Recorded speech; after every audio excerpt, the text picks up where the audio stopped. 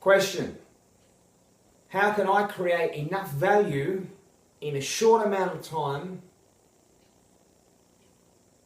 That means you want to stick around me long enough to achieve your black belt. This is a question I ask myself on a regular basis. The first thing is I've got to be a coach. I am your coach. And the first thing that any coach has to do is they have to motivate you. If you're not motivated, if you're not inspired, you won't continue coming. You'll stay at home and watch TV, do some work, spend time with the family, go out and play some do some other hobbies, play other sports. You'll do something that you enjoy and that motivates you. And I know that the biggest thing that's going to change is me.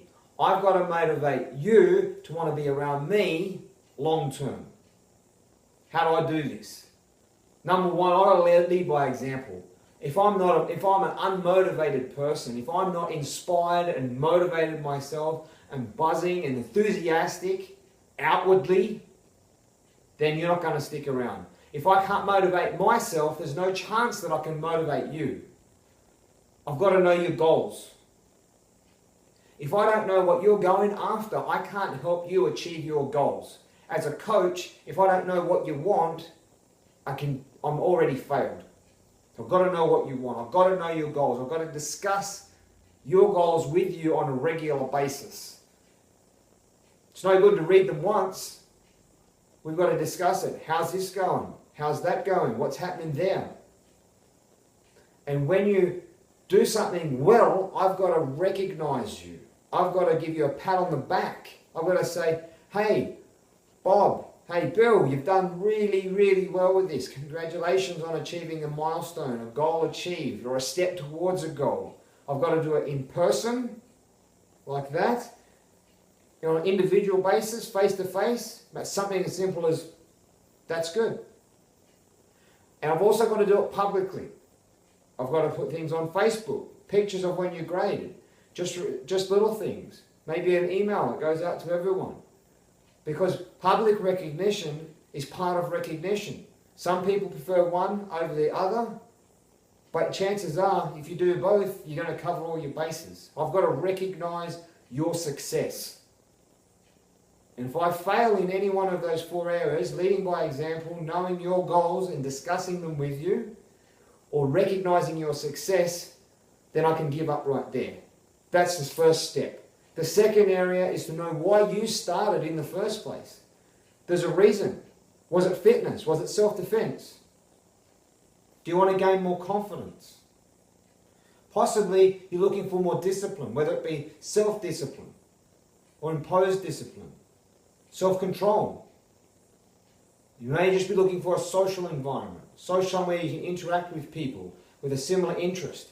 Whatever the area is that you're looking for, I'm the one that's responsible for creating the environment, the learning environment that's going to nurture that thing that you're after. And if I can't create that environment, then sooner or later, usually sooner as opposed to later, you will move on. Your goals may change over time. You may not be doing what you're doing now for the same reason as when you started. But I've got to stay on top of that. Now, if I'm not teaching what it is that you want to know, you're going to disappear. Okay, if I'm teaching only what I want to learn, or what I think is important, or what I enjoy, or what someone else enjoys. For example, if I'm teaching all bunkai, all application work, and your thing's just kumite, well, how long are you going to stick around for? Or if I don't teach kumite for 3 lessons out of 4, and the kumite is the thing that motivates you the most, how long are you going to stick around for? Sooner or later, hopefully you go and find another instructor that teaches more of that sort of thing, but more often than not, you'll just leave. So I've got to make sure that I stay on top of teaching a bit of everything, especially the stuff that my students want to learn. And how do I know? I have to ask you questions. I can't assume. I've got to ask. And I've got to be professional. The final area is I must be a professional person. I must be a professional coach. I must be a professional karate instructor. Whatever I do, I must do to the best of my ability. first thing, I've got to be there. If I only show up 3 out of 4 weeks in a row, then, you know, and I'm the main person, I'm the main motivator, I'm the person in charge, and I only show up, you know, 3 times out of 4, 5 times out of 6 even, how motivated are you going to be? I've got to be there on time. In fact, no, I don't have to be there on time. I've got to be there early. I've got to have everything set up and ready to go for you by the time you get there.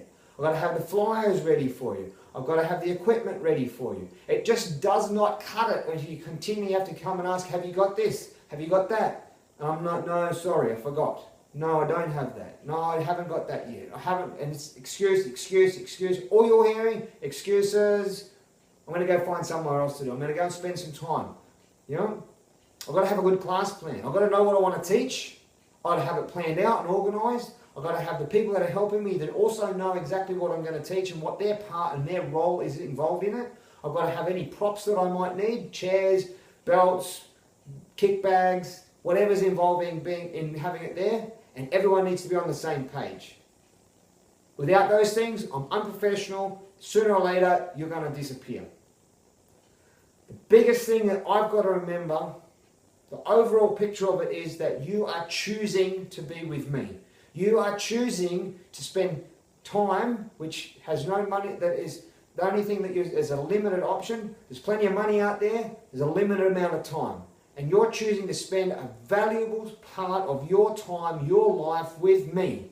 And if I can't provide value for you, I will go do the other thing. Whatever it might be. Other hobbies, other sports, other activities that are going to come over that. People don't get bored with karate.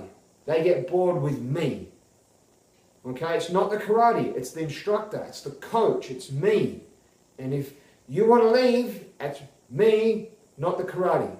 You can't change karate, I can only change me. And I know that the whole reason that you come after the first few weeks is about me. So these are the questions I ask me on a regular basis. Continually trying to improve myself, my coaching, my teaching. And if you ask some of these questions yourself, then you're going to find that you're going to make some changes, I'm sure, some improvements. And I'll see you at the top.